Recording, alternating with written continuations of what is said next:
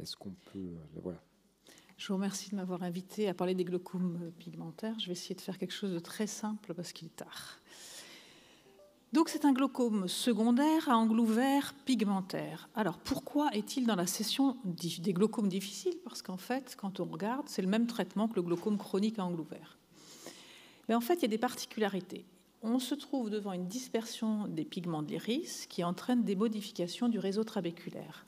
On va avoir une concavité irienne constitutionnelle qui crée un bloc pupillaire inverse. Donc on a une apposition de l'iris contre la surface antérieure du cristallin qui forme un mécanisme de clapet-valve qui va frotter et libérer les pigments.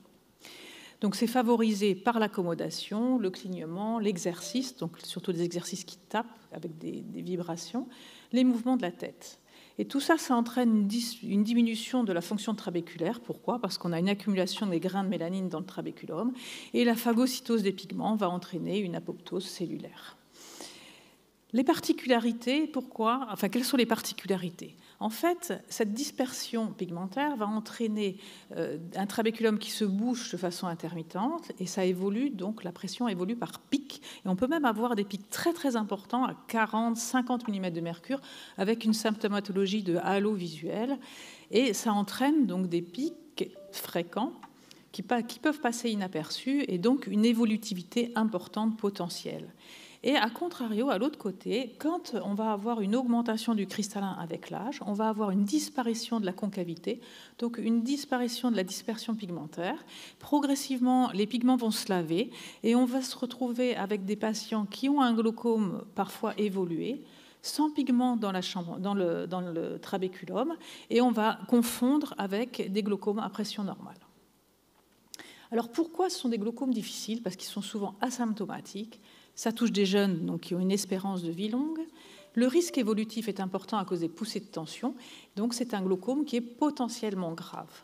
Et la difficulté, c'est le dépistage. La dispersion pigmentaire, ça touche 2 à 4% des adultes entre 20 et 45 ans. C'est plutôt des hommes. C'est plutôt des petits myopes, entre 1 et 5 dioptries. Mais finalement, ça représente quand même 26% des patients qui sont candidats à la chirurgie réfractive. C'est une atteinte plutôt bilatérale. C'est 4 fois plus fréquent chez les caucasiens parce que le stroma irien est plus fin et donc risque d'avoir une courbure postérieure plus importante. On a souvent des antécédents familiaux et le risque de décollement de rétine est augmenté indépendamment du risque de glaucome. Le glaucome pigmentaire représente à peu près 1 à 1,5% de tous les glaucomes. Et la conversion entre syndrome de dispersion pigmentaire et le glaucome est de 10% à 5 ans, 15% à 15 ans. Mais si on prend sur ces patients jeunes l'ensemble de leur vie, finalement, on a quand même entre 35 et 50% de risque de développer un glaucome quand on a une dispersion pigmentaire. Ça touche plus l'homme que chez la femme, et chez la femme, ça sera retardé avec l'âge.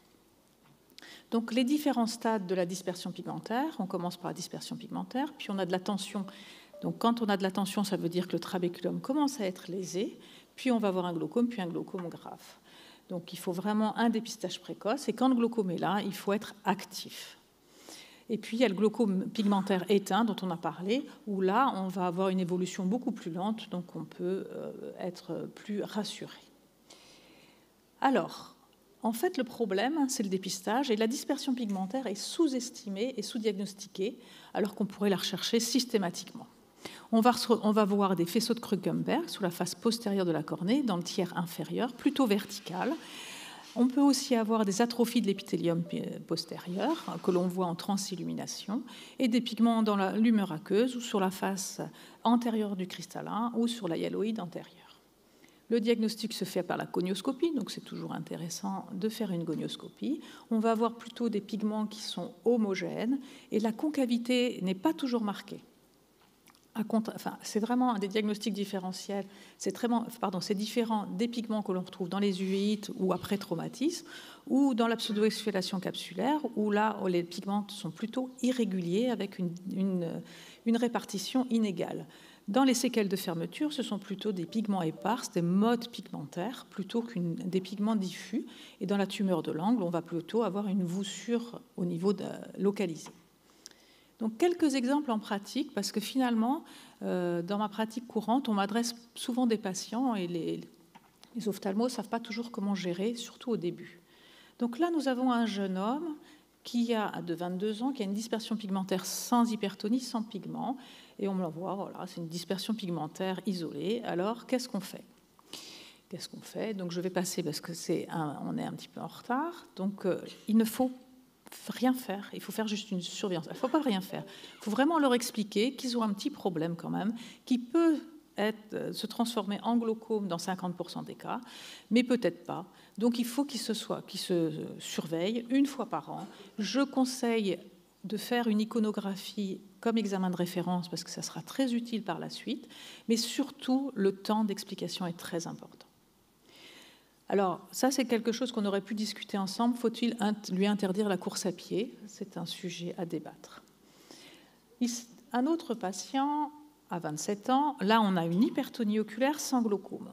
Donc une hypertonie oculaire isolée sur dispersion pigmentaire. Ce n'est pas une hypertonie oculaire simple, ce n'est pas la définition. Alors on peut faire une iridotomie périphérique pour enlever finalement la concavité parce qu'on voit l'iris devient plan et ça va permettre d'arrêter la dispersion pigmentaire dans de nombreux cas et le trabéculum va se laver progressivement. Mais ça ne diminue pas votre pression intraoculaire qui est déjà élevée. Donc il faut associer de toute façon un traitement pour l'hypertonie oculaire. Pourquoi pas un SLT en première intention? Attention, petite séance, ça donne des hypertonies oculaires très importantes ou des inflammations importantes. Donc là, il faut traiter un quart ou un tiers de trabéculum et y revenir plusieurs fois, éventuellement. Et puis sinon, on peut aussi donner un traitement hypotonisant qui sera très efficace. Attention, ce sont des patients qui risquent quand même d'évoluer vers un glaucome et surveillance, explication, toujours pareil. Le trabéculum n'est plus sain. Il a été abîmé, il y a eu une hypertonie, toute sa vie, il sera susceptible d'avoir un glaucome. Donc surveillance. Troisième cas, un patient qui est hypertone et qui commence à avoir une atteinte du bord neurorétinien avec une atteinte du champ visuel au matrix. Donc c'est un glaucome pigmentaire débutant avéré. Ce sont des glaucomes potentiellement évolutifs, ce sont des jeunes, donc la durée de vie est longue, et donc il faut un traitement efficace, mais vraiment efficace. Et si le traitement, on peut faire du SLT, mais est-ce que ça va suffire? Peut-être pas. Donc on peut en faire, mais toujours attention, des petites séances, risque inflammatoire, hypertonie.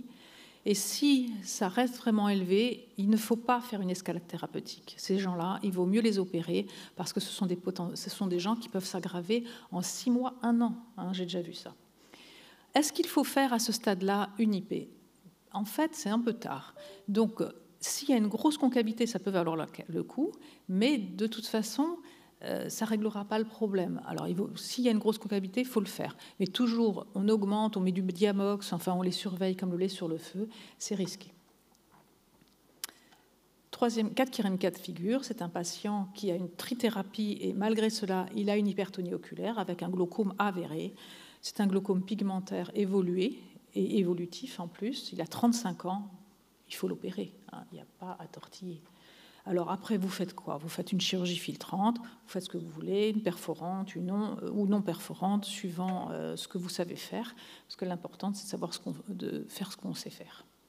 En tout cas, souvent, il faut faire une chirurgie rapide si la pression n'est pas équilibrée, et il ne faut pas traîner dans l'escalade thérapeutique, ça ne sert à rien. Donc, en conclusion, je vous propose de regarder les recommandations du très beau rapport sur le glaucome de la Société française d'ophtalmologie de 2014, qui vous dit tout ce qu'il faut faire.